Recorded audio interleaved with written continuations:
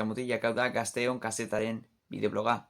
Gaur literatura unibertsalak izan duen jeinu bati buruz hitz egingo dugu.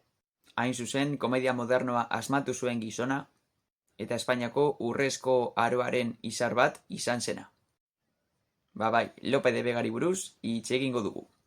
Demagun, zuk zeuk, 100 antzerki idazten dituzula. Bueno, ez, 100 ez. 500. Ez, 500 ez, 1000. Ez, 1500. Bai, Lope de Vegak 1500 antzerki idatzi zituen. Nola da posible hainbeste idaztea eta gainera kalitate handiz egitea? Lope de Vega 1572an jaio zen, Madrilen. Haren obrek emozioez, maitasunez eta traizioez hitz egiten digute. Eta gainera bere obrak herri xeheak entzuteko eta irakurtzeko sortu zituen.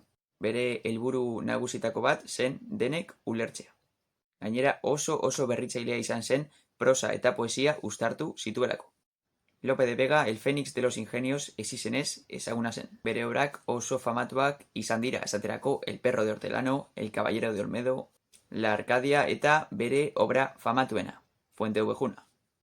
Bere idatzi honetan, herri bat injustizia baten aurrean elkartzen da.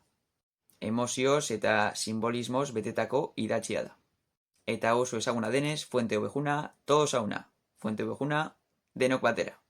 400 urte eta gero, Lope de Vegaren obrak eta idatziak oraindik irakurtzen eta ikertzen dira.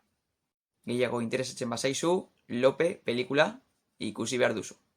Zuk idazle honen obrarik irakurri alduzu?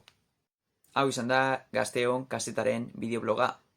Beti bezala 1000 esker ikusteagatik eta hurrengora arte.